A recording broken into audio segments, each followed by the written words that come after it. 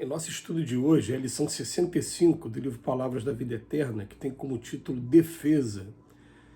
Quando, pois, vos conduzirem para vos entregarem, não estejais solícitos de antemão, pelo que haveis de dizer, mas o que vos for confiado naquela hora, isso falai.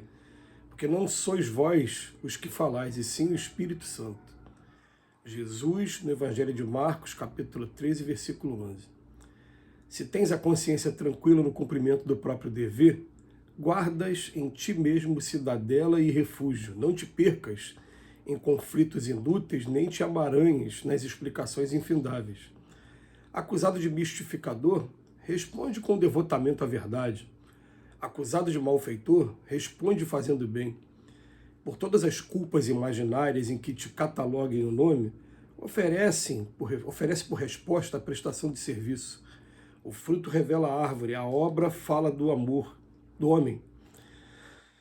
Quem te provoca através do escárnio mostra-se mal informado ou doente, e quem te fere através do insulto traz contigo pensamentos de ódio e destruição. Não lhes sanarias o mal à força de palavras somente. Dá-lhes a conhecer a própria rota no trabalho, edificante que realizas, e a luz divina inspirar-te-á o verbo justo no instante certo. Meditando sobre a atitude do Cristo, ao deixar justiçar-se nos tribunais terrenos ante a sanha dos cruéis detratores que o içaram à cruz, somos induzidos a pensar que o Mestre, centralizando-se nas construções da vontade do Pai, teria agido assim por ter mais que fazer que gastar tempo em defesas desnecessárias.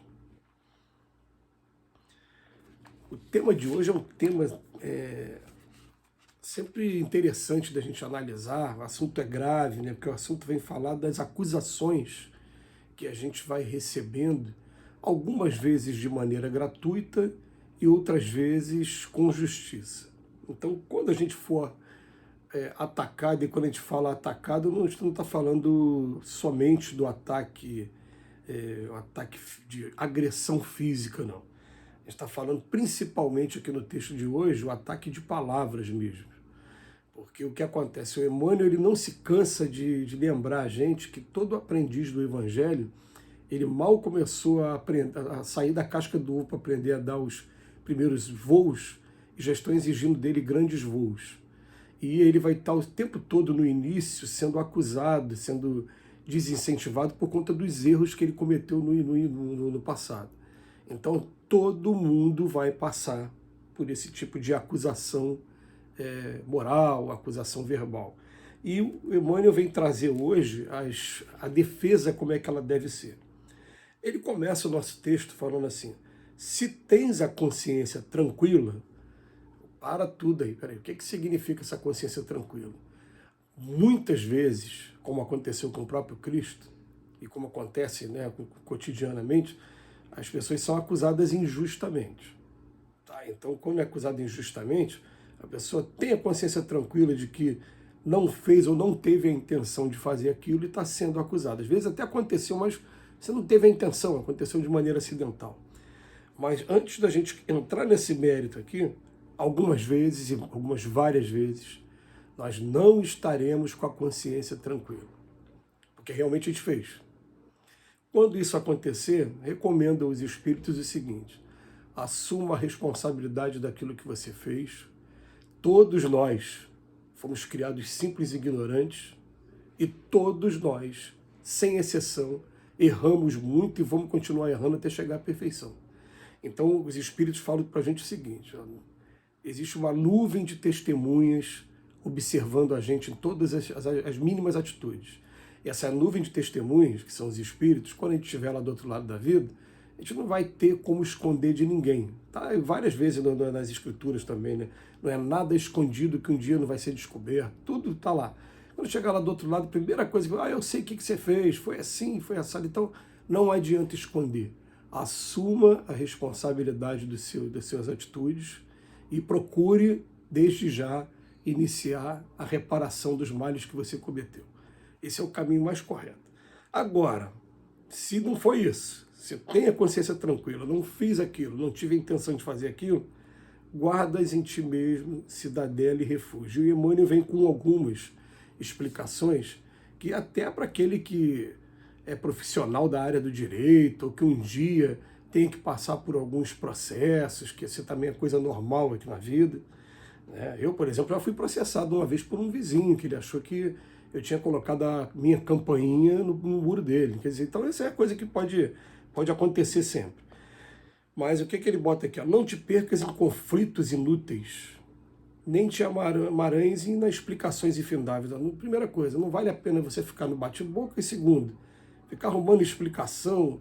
Ele está falando emaranhar. O que é emaranhar? É se embolar, porque quanto mais a gente fala, mais o contraditório puxa a gente pelo pé. Aliás, a gente deixa aqui já a informação de que em torno de 80%, 90% dos processos judiciais, eles são resolvidos não com provas materiais, eles são resolvidos com provas testemunhais. E a prova testemunhal, como o magistrado não tem condição de saber a verdade mesmo, ele se baseia no contraditório. Ele fica vendo aonde está absurda a história, onde mais pessoas concordaram, para procurar mais ou menos saber onde está a verdade e onde está a mentira. Então, não fica se emaranhando, dando explicações, não. Então ele bota, ó, Jesus acusado de mistificador, ele responde com devotamento à verdade. Então o que acontece? Ele continua praticando o trabalho de devotamento, ele continua cumprindo o papel dele. Acusado de malfeitor, ele não se defende e continua fazendo bem. Isso é muito, muito legal, gente. É muito legal porque a gente conhece vários exemplos assim, da pessoa ser acusada e ela continuar trabalhando. Aquela pessoa que acusou, na maioria das vezes não se arrepende do que fez, mas lá na frente reconhece o teu devotamento e depois vem até te pedir ajuda também, né? E aí é uma oportunidade assim, muito grande assim, de você demonstrar o seu carinho, superação, enfim. Por todas as culpas imaginárias e que te cataloguem o nome, oferece por resposta a prestação do serviço.